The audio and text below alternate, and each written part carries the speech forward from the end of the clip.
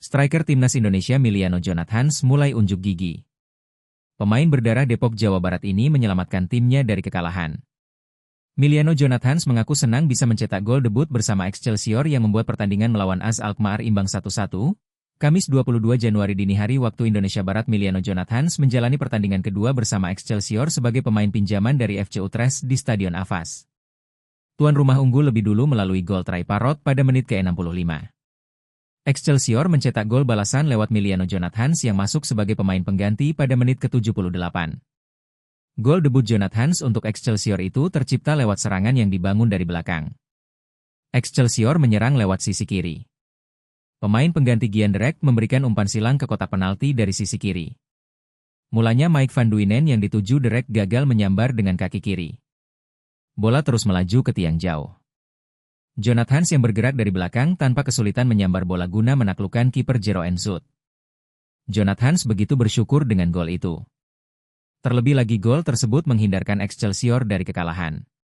Senang akhirnya kami mendapat 1 poin di kandang AS. Saya mencetak gol pertama, perasaan campur aduk, cukup, senang, ujar Jonathans usai pertandingan. Sejauh ini Jonathans kerap jadi pemain pengganti di Excelsior. Dia berharap bisa terus mendapatkan kesempatan bermain dan mencetak gol. Tentu saja, itu terserah pelatih, inginnya seperti apa. Tapi saya senang mencetak gol pertama saya, dan kami mendapatkan 1 poin karena itu, ucap Jonathans. Miliano Jonathans merupakan pemain pinjaman Excelsior dari FC Utrecht. Jonathans akan berkostum Excelsior hingga akhir musim.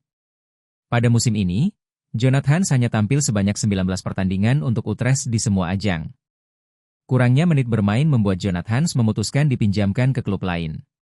Sekarang dengan pembuktian gol, Miliano diharapkan bisa tampil reguler dan menambah menit bermainnya. Pasalnya sayang banget kalau potensi dan posisinya sebagai striker tidak diasah terus-menerus bakal mempengaruhi penampilannya secara keseluruhan, termasuk performa pada laga-laga bersama timnas Indonesia. Miliano sudah menjawab dengan baik kepercayaan pelatih, kini kita menanti gol-gol dari anak Depok yang lahir dan besar di Belanda ini.